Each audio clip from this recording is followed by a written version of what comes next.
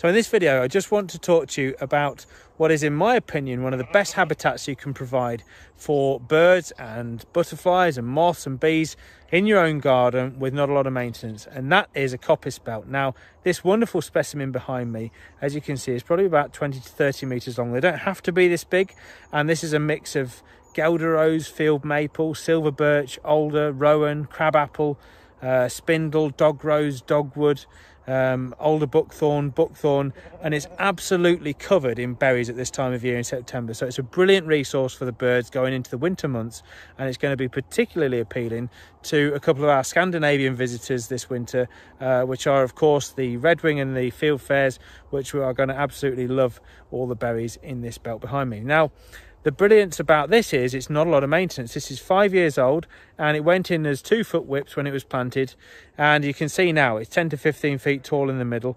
And there's things such as gorse, which you can see behind me, that's doing really well. That had yellowhammers and whitethroat, which have already nested in there now in the last 2 years. That's great.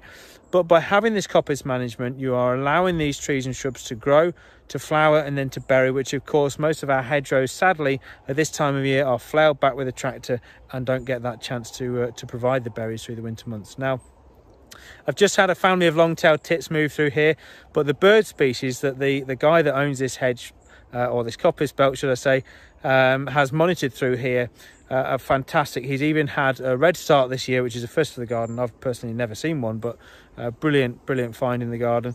But common species such as whitethroat, lesser whitethroat, yellowhammer, chiffchaff, willow warbler, blackcap, all your tit species. As I say, I've just had long-tailed tits moving through here, so it's a great, fantastic resource for so much of our wildlife. And of course moth species as well, the larvae of which will be providing food through the summer months for our native bird species. So a coppice belt, if you haven't considered one, I strongly recommend them. They are a brilliant resource for so much life.